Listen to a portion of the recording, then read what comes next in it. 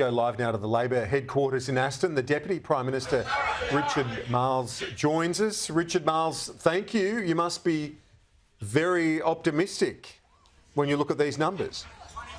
Well, look, it's very encouraging, Kieran. But let's take a bit of a deep breath. It's early days yet.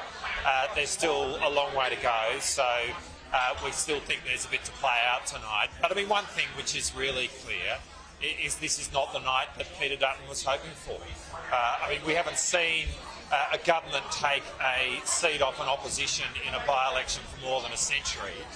Given there was an 8% swing to Mary Doyle in last year's general election, I think we're all expecting a correction in the other way, and normally there is a swing against an incumbent government. So the results that we've got right now against that benchmark are encouraging, but there's still a long way to go. You have thrown the kitchen sink at Peter Dutton, though. All the bunting on every polling booth was slamming the opposition leader. You made it all about him. It was a very negative campaign, wasn't it, from you? Well, I don't accept that. I mean, I think we've been making clear what we've been doing in terms of trying to tackle the issues that Australia faces now and that are really felt here in Aston around cost of living.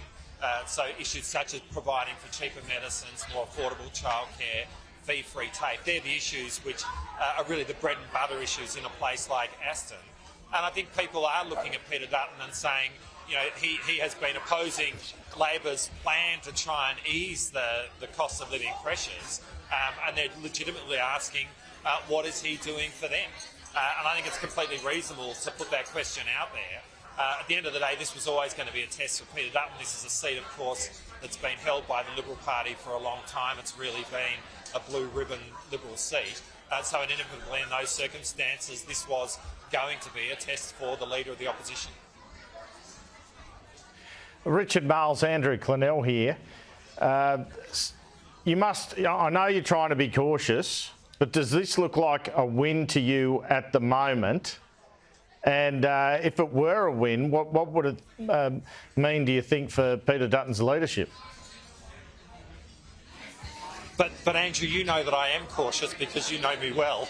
So the last thing I'm going to do is walk down the path of answering that question in full. I can assure you of that. I mean, look, I genuinely think that we're early days. I mean, it's encouraging what we're seeing, but we've got long experience in these counts. I was listening to you introducing the night and talking about the fact that postal votes and pre-polls, can often break the other way. So there is genuinely a long way to go. We see situations where one side is ahead on the night, but the other side catches up as counting persists over the days ahead.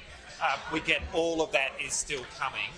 The only thing I'd say right now is that the early results are definitely encouraging, and it's really clear this is not the night that Peter Dutton hoped for. We're not seeing the normal correction and swing which you would expect back to an opposition from an incumbent government in a by-election. Richard Marles, to what would you attribute the Teflon nature of this government, if you don't mind me saying, at the moment? You've got rates going up, inflation going up. You and I could argue on whether you're going to meet your electricity bill promise. It's not an easy time for people, and yet you continue to get good poll results, perhaps a very good electoral result tonight. What do you attribute that to? And how important would it be for you to get 78 seats in the House of Reps as opposed to 77? Well, I think the fundamental answer to your question is the leadership of Anthony Albanese. I mean, Anthony is an experienced, sincere leader who is a very decent human being, as you and I both know. And I think the Australian people can see that. And he's leading a serious government which is trying to deal with the very significant challenges which you've described that are facing the country today.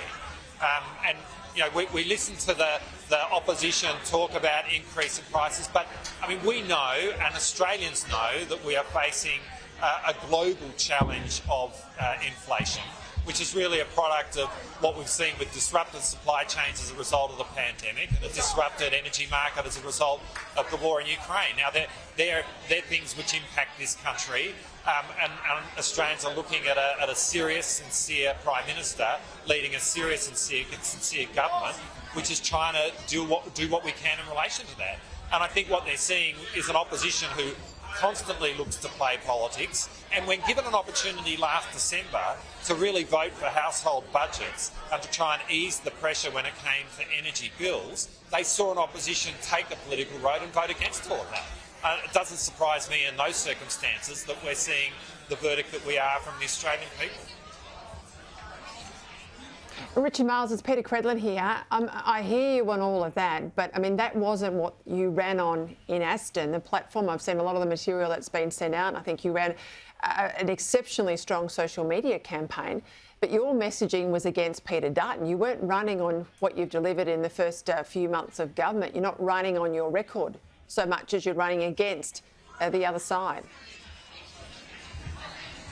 Well, I think, Peter, I mean, we are doing what we're doing, but as I just said, what we've got is an opposition which at every moment is taking the political part and opposing our sincere efforts to try and deal with the challenges faced by the Australian people. And I think people can see that in Peter Dutton and the way in which the opposition is going about its business. And sure, we've highlighted that. I mean, that's part of the situation that Australians now face in terms of their government and their opposition.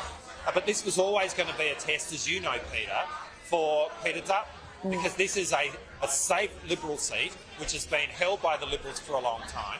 We haven't seen a government take a seat off an opposition in a by-election for more than a century. You know, we didn't come into this expecting to see that happen now, but we wanted to give the people of Aston a choice, and that meant it was always going to be a test for Peter Dutton, and that's been reflected in the kind of campaign that you've seen.